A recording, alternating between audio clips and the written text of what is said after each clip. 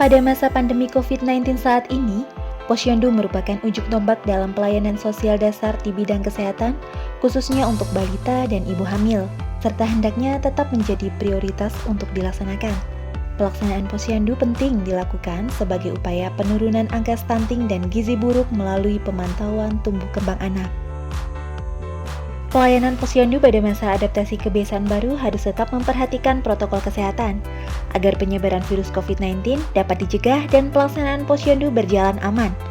Yuk simak apa saja protokol kesehatan pelaksanaan posyandu pada masa adaptasi kebiasaan baru. Pada kegiatan sebelum hari buka posyandu, kader berkoordinasi dengan pemerintah desa atau kelurahan terkait jadwal pelaksanaan posyandu, agar posyandu berjalan dengan aman. Untuk selanjutnya, seluruh kader posyandu melakukan deteksi dini kesehatan di puskesmas. Pastikan kader dalam kondisi benar-benar sehat.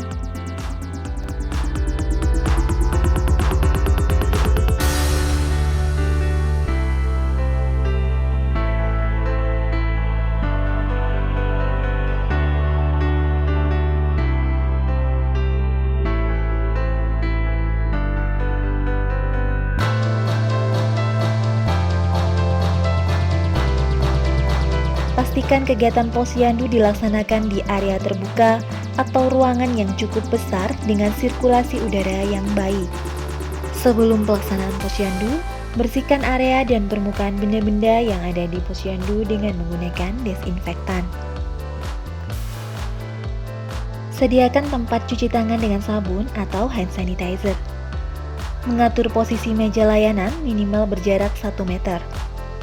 Menyiapkan area tunggu sebelum mendapatkan layanan posyandu di luar area layanan.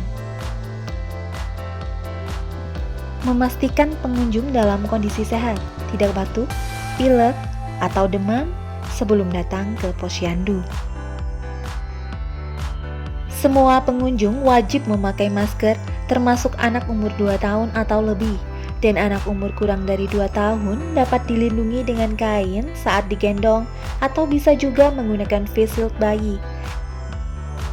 Kegiatan posyandu dilakukan dengan efektif.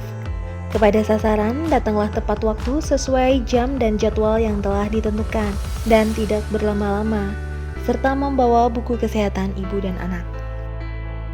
Untuk kader, gunakan alat pelindung diri, masker medis atau masker kain 3 lapis, pelindung wajah atau face shield, dan sarung tangan. Memeriksa suhu tubuh pengunjung sebelum memasuki area posyandu. Pengunjung yang suhu tubuhnya lebih dari 37,3 derajat Celcius atau mempunyai gejala batuk, pilek, demam dilarang masuk ke area pelayanan posyandu. Sebelum memasuki area posyandu, pengunjung melakukan cuci tangan dengan menggunakan sabun dan air mengalir atau menggunakan hand sanitizer. Layanan di posyandu tetap dilaksanakan dengan sistem 5 langkah. Diharapkan fungsi utama posyandu tetap berjalan dan kelompok sasaran tetap memperoleh manfaat dari pelayanan posyandu di masa pandemi. Peserta posyandu diharapkan membawa sendiri kain yang digunakan untuk menimbang.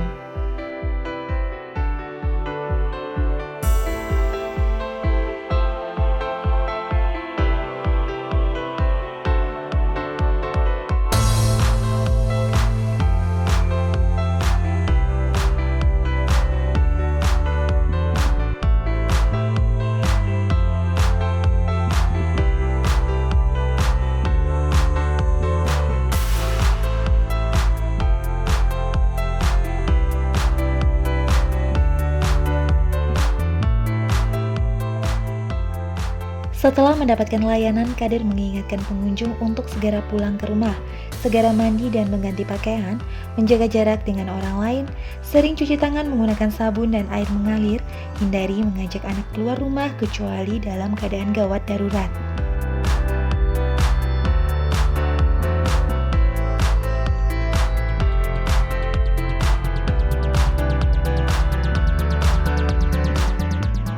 Vitamin A merupakan hal yang penting untuk meningkatkan imunitas tubuh. Namun, pemberiannya tetap harus memperhatikan protokol kesehatan.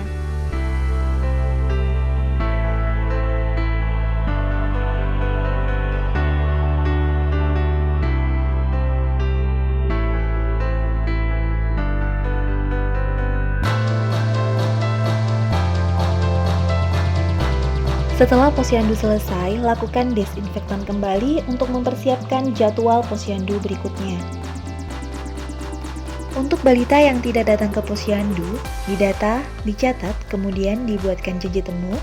Petugas posyandu akan datang ke rumah sasaran untuk mendapatkan informasi balita tersebut.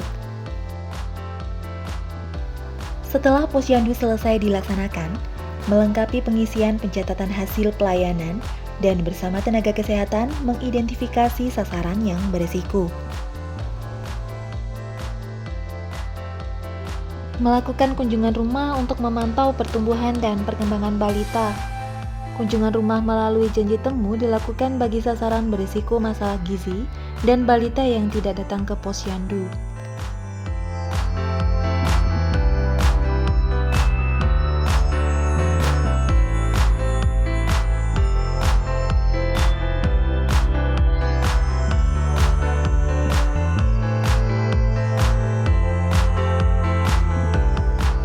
Inovasi yang ada di dalam posyandu Sri Kartika Desa Tambak Asri, yaitu donat, donatur tanpa tekanan.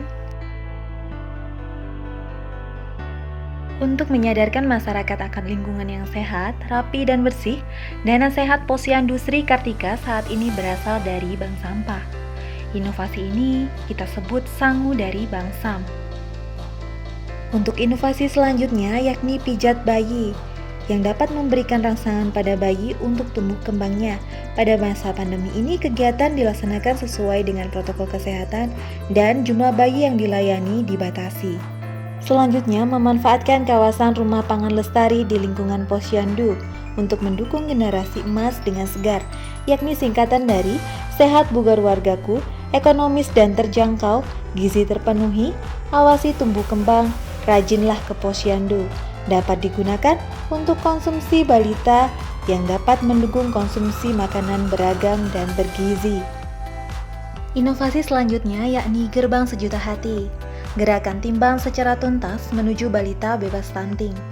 Dengan memaksimalkan pelayanan posyandu di masa pandemi COVID-19 melalui grup WA, dapat mengetahui jadwal dan konsultasi tentang tumbuh kembang balita.